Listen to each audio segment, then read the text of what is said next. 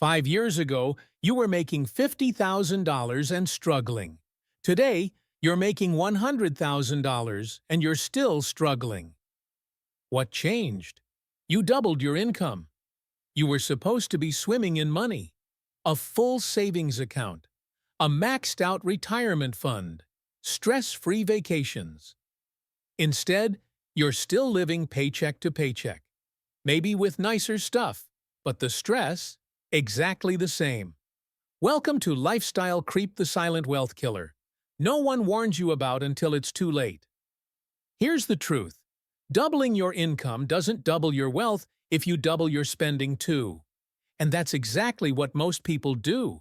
Not because they're stupid or irresponsible, but because lifestyle inflation is designed to be invisible.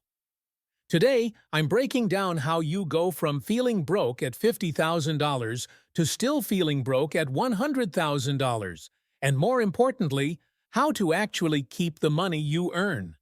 Let's rewind. 5 years ago, at $50,000, you lived in a $1,200 a month apartment. Small, kind of crappy, but functional. You drove a 2015 Honda with 80,000 miles. You packed lunch most days. You had a basic phone plan. Vacations were road trips. Your wardrobe was fine. You were stressed about money, but you told yourself, once I make more, everything will get easier. Fast forward to today, at $100,000. Now you live in a $2,400 a month apartment. I can finally afford a nice place. You drive a 2022 car with a $450 monthly payment. I deserve something reliable. You eat out every day, $15 to $20 per meal. I don't have time to pack lunch. Your phone? The latest model, $1,200 every 2 years. Vacations involve flights and hotels. Your wardrobe? Much better and much more expensive. And you're still stressed about money. What happened? Your lifestyle inflated perfectly in proportion to your income. At $50,000, you spent $45,000 and tried to save $5,000. At $100,000, you spent $90,000 and tried to save $10,000. You doubled your income. You doubled your savings. But your financial anxiety stayed exactly the same. Because saving 10% while broke feels exactly the same as saving 10% while making 6 figures. The math changed. The feeling didn't. Let's break down where the money actually went. At $50,000, take home after taxes, approximately $38,000. Rent, $14,400. Car, $3,600. Food, $4,800. Phone, utilities, etc., $3,600. Debt payments, $6,000. Everything else, $5,600. Savings, maybe $2,000 if you're lucky. At $100,000 take home after taxes, approximately $70,000. Rent, $28,800. Car, $10,800. Food, $12,000. Phone, utilities, subscriptions, $6,000. Debt payments, still $6,000. Shopping, travel, I deserve it. Spending, $12,000. Everything else, $8,400. Savings, maybe $6,000. Look at that. You went from saving $2,000 to $6,000. That's good. You tripled your savings. But here's the problem. You also went from not saving $32,000 of after-tax income to not saving $64,000. You doubled your income and increased your annual savings by only $4,000. That means 94% of your raise disappeared into lifestyle inflation. Only 6% went toward building wealth. If you had kept your $50,000 lifestyle and banked the entire $32,000 raise, you'd be saving $34,000 per year. Over 5 years, that's $170,000. Instead, you've got $30,000. Your lifestyle upgrades cost you $140,000 in 5 years. So why do we do this to ourselves? Trap number 1.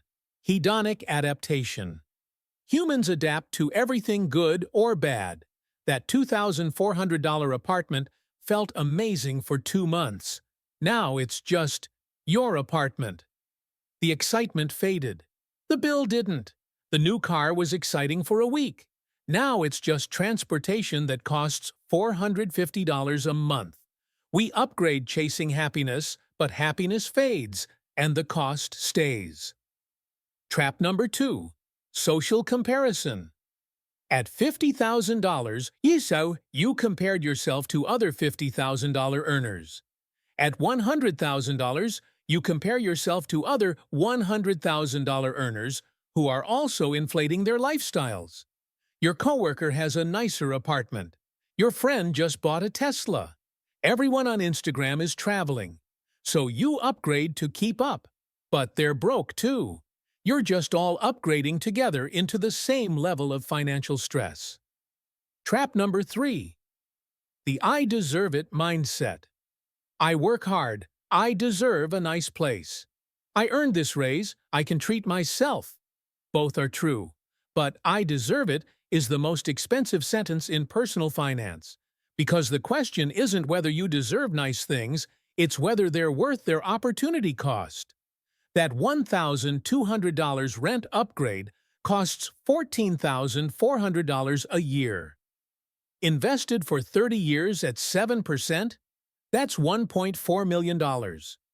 You traded $1.4 million in future wealth for a nicer living room today. Maybe that's worth it. Maybe it isn't. But almost no one thinks about it this way. Let's look at specific upgrades and their real 30-year cost. Apartment. Upgrade. Extra cost. $14,400 per year, 30-year cost. $1.4 million. Car upgrade. Extra cost. $3,000 per year. 30-year cost. $3,000. Eating out more. Extra cost. $4,800 per year. 30-year cost. $485,000. Total lifestyle creep. $22,200 per year. 30-year cost. $2.2 million. Read that again. Now I make more. I can afford it. Upgrades cost you $2.2 million over a lifetime. You didn't feel like you made big financial decisions. You just slowly spent more. But those invisible daily choices cost more than most people's entire net worth. And here's the real kicker. You're not twice as happy as you were at $50,000. You feel the same financial stress, just with nicer stuff. So how do you actually keep your raises? Strategy 1. The 50-50 rule. Every raise gets split 50-50. Half goes to lifestyle upgrades. Half goes to savings or investments. Strategy 2. Time delay. After a raise, wait 6 months before upgrading anything. If you still want it and it fits the 50-50 rule, go for it. Strategy 3. Lock your lifestyle. Pick a target lifestyle income, say $75,000. Live on that forever. Make $75,000? Live on $75,000. Make $100,000? Live on $75,000, save $25,000. Make $150,000? Live on $75,000, save $75,000. Lifestyle stays flat. Wealth explodes. Strategy 4. Track your lifestyle inflation tax. Each month, calculate how much more you're spending than 2 years ago. Seeing the number makes it real. Strategy 5. Upgrade what matters. Ignore the rest. Not all upgrades are equal. Living closer to work might be worth $500 a month. A $1,200 car payment probably isn't doubling your quality of life. Choose 2 to 3 things that truly improve your life. Upgrade those. Keep everything else lean. The goal isn't to live like you're broke forever. It's to stop lifestyle creep from happening automatically. Here's what I want you to understand. You're not bad with money. You're human, and humans adapt. The $50,000 you made 5 years ago would have felt like wealth to your past self. Now, $100,000 feels insufficient because you adapted. The solution isn't earning more. It's breaking the adaptation cycle. If this hit close to home, hit like and subscribe.